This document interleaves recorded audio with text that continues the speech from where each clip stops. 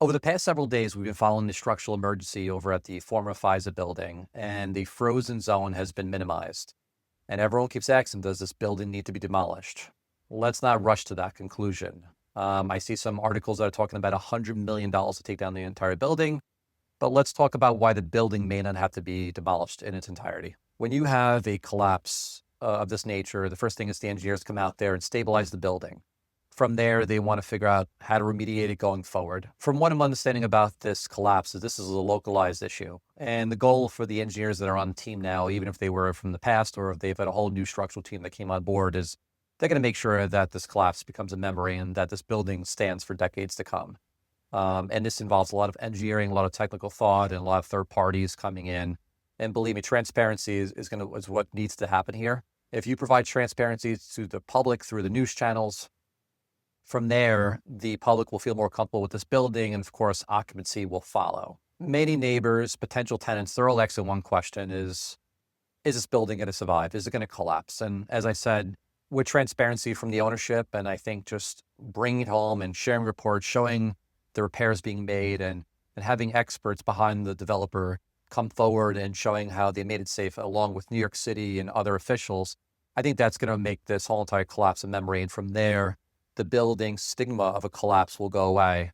The only way that stigma is going to go away is that there's full transparency as far as the reconstruction process. Since the buckling of the structural members of that building, you can see that New York City has shared various photos of the stabilization efforts they've done. In fact, they've mentioned that stabilization has occurred from lower floors and all the way up. So it's not just localized.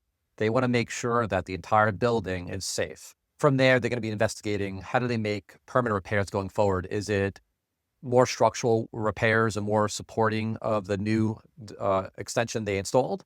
Or will it be taking down that entire structure and rebuilding?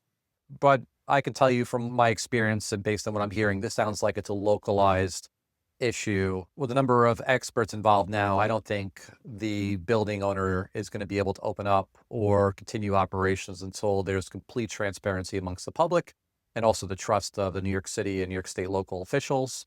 But again, I don't think this is a major collapse that's going to happen. I think this is going to be isolated. I think luckily for the people who did identify the structural movement that they quickly made the phone calls, they quickly evacuated the building.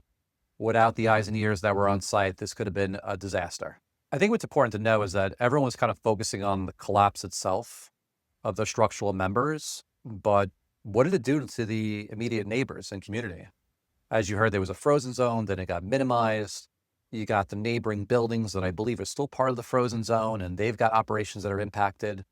But who's going to pay for this loss of revenue? And that's really the big question here. That's where we talk about insurance.